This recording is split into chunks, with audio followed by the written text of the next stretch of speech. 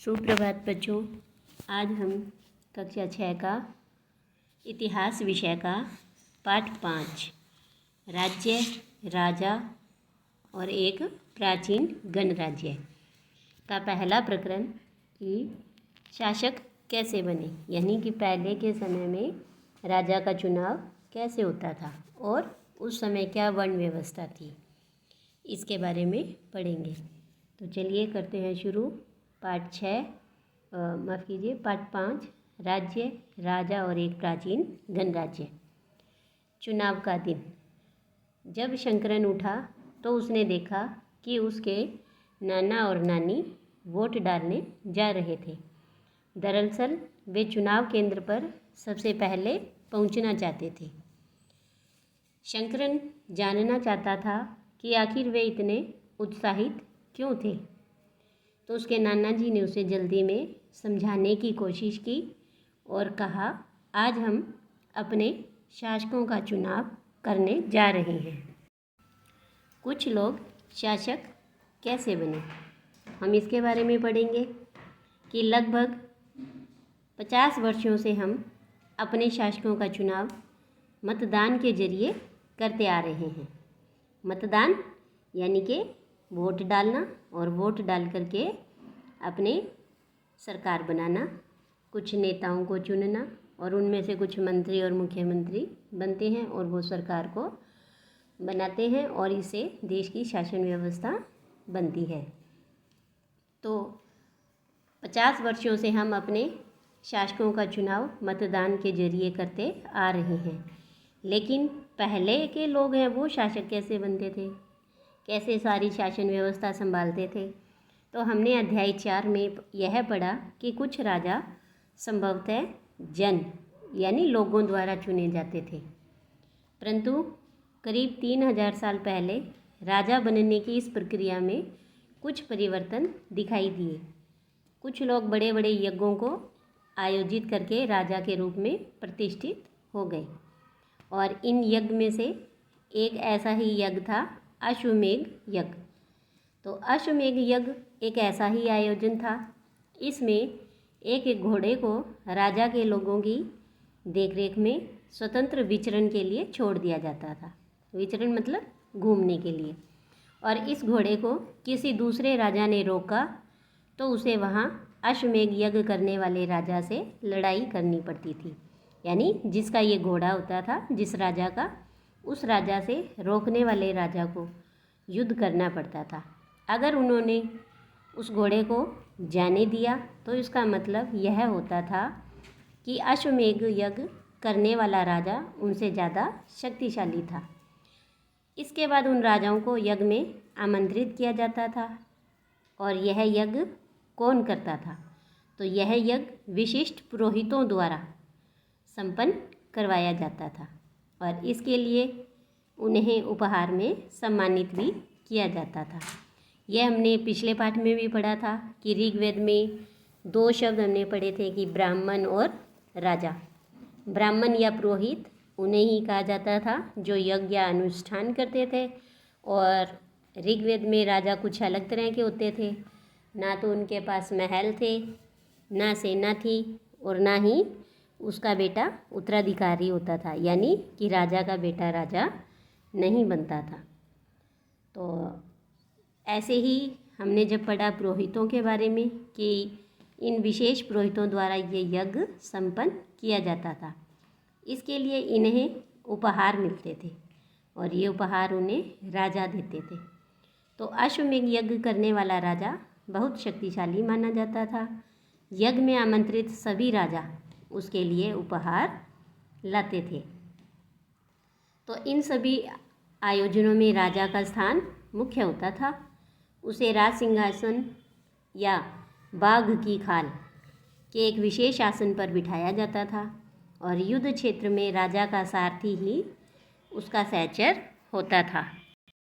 यज्ञ के अवसर पर वह राजा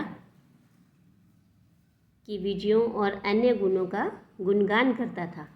राजा के सगे संबंधी, खासकर जो राजा की पत्नियां यानी रानियां, उसके पुत्र, उनको भी छोटे छोटे अनुष्ठान करने होते थे। अन्य सारे आमंत्रित राजाओं का काम सिर्फ बैठकर इस यज्ञ की पूरी प्रक्रिया को देखना भर था। राजा के ऊपर पुरोहित पवित्र जल का छिड़काव के साथ साथ अन्य कई अनुष्ठान भी करते थे। विष या वैश्य जैसे सामान्य लोग उपहार लाते थे और ये जो ब्राह्मण हैं, पुरोहित हैं, वो इन्हें शूद्र मानते थे और उन्हें कई अनुष्ठानों में शामिल नहीं किया जाता था। तो ये एक प्रश्न है, देखिए कि इस यज्ञ में उपस्थित होने वालों की एक सूची बनाओ और पेशे के आधार पर वहाँ कौन कौन से वर्ग शामिल थे। तो देखो इस यज्ञ में उपस्थित तो राजा, रानियाँ, उनके पुत्र, पुरोहित, वैश्य, ये सभी होते थे। अब पेशे के आधार पर वहाँ कई वर्ग थे, जैसे सबसे पहले तो राजा, जिसका कार्य होता था शासन चलाना, अपने प्रजा की देखभाल करना। एक थे पुरोहित, जो कि यज्ञ व अनुष्ठान करते थे। तीसरा इसमें वैश्य, जिनका कार्य व्यापार करना या कृषक वगैरह, और इन्हें ही शूद्र भी माना गया था। तो इस तरह से पुरोहित, राजा, ब्राह्मण, वैश्य और शूद्र, ये कई वर्ग शामिल थे। तो ये वर्ण व्यवस्था कैसे थी, हम इसे पढ़ लेते हैं। तो इस समय उत्तर भारत में खासकर गंगा और यमुना के क्षेत्र में कई ग्रंथ रचे गए और ऋग्वेद के बाद रचे होने के कारण ये उत्तर वैदिक ग्रंथ कहे गए। क्योंकि हमने इससे पहले वाले पाठ में ऋग्वेद के बारे में पढ़ा था कि सबसे प्राचीन ग्रंथ या सबसे पहला ग्रंथ कौन सा है, ऋग्वेद, और 3500 वर्ष पहले लगभग इसकी रचना हुई थी। और ऋग्वेद के बाद रचे जाने वाले ग्रंथों को उत्तर वैदिक ग्रंथ कहा गया और इसके अंतर्गत सामवेद, यजुर्वेद, अथर्ववेद तथा अन्य ग्रंथ शामिल हैं।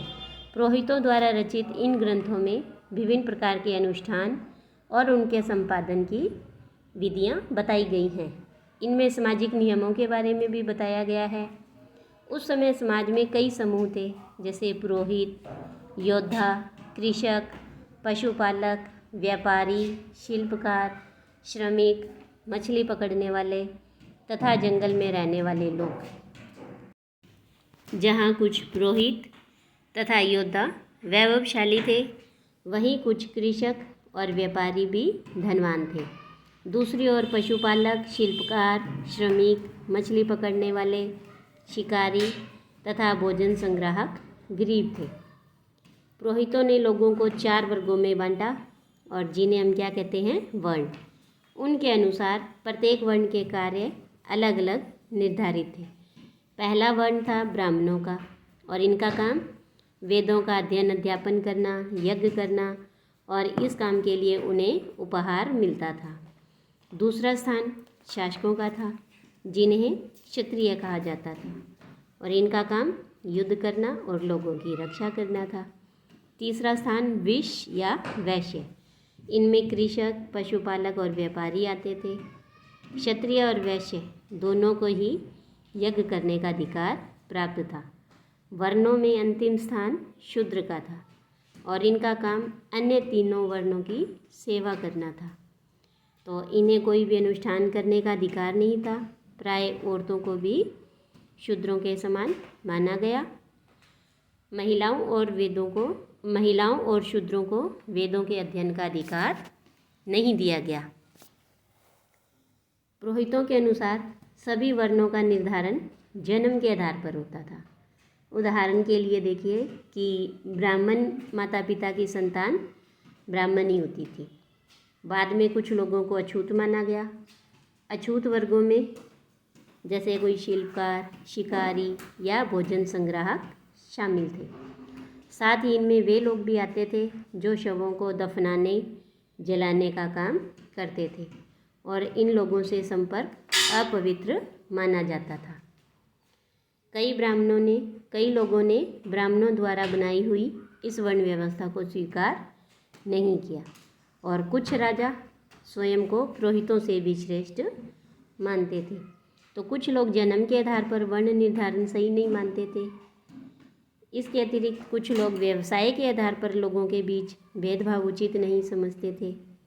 जबकि कुछ लोग ये चाहते थे कि अनुष्ठान संपन्न कराने का अधिकार सबका हो। कई लोगों ने छुआछूत की आलोचना की और इस उपमहाद्वीप के पूर्वोत्तर क्षेत्र जैसे यानी पूर्व और उत्तर के जो इलाके हैं वहाँ इन इलाकों में सामाजिक और आर्थिक असमानता बहुत कम थी, क्योंकि यहाँ पुरोहितों का प्रभाव भी सीमित था। यानी ये वन व्यवस्था किन के द्वारा बनाई गई? तो ये पुरोहितों के द्वारा ही वन व्यवस्था बनाई गई। पुरोहितों ने ही लोगों को 4 भागों में बांटा, 4 वर्णों में, जिनका नाम रखा क्षत्रिय, वैश्य, माफ़ कीजिए, कि 4 वर्णों में बांटा उन्होंने। तो ब्राह्मण था पहला वर्ण, दूसरा क्षत्रिय, तीसरा वैश्य और चौथा शूद्र। तो इस तरह से ये 4 वर्णों में उन्होंने बांटा। तो अगला प्रश्न है कि लोगों ने वन व्यवस्था का विरोध क्यों किया? क्योंकि जो ये ब्राह्मणों द्वारा बनाई गई थी वन व्यवस्था, लोगों ने इसे स्वीकार नहीं किया था। यहाँ तक कि कुछ राजा भी स्वयं को पुरोहितों से श्रेष्ठ मानते थे। कुछ लोग ये कहते थे कि वन व्यवस्था है वो जन्म के आधार पर नहीं होनी चाहिए। कुछ ये कहते थे कि व्यवसाय के आधार पर वन व्यवस्था करना वो गलत है। और कुछ लोग ये भी चाहते थे कि अनुष्ठान करने का अधिकार है वो सबका होना चाहिए। तो आज के लिए इतना ही। धन्यवाद।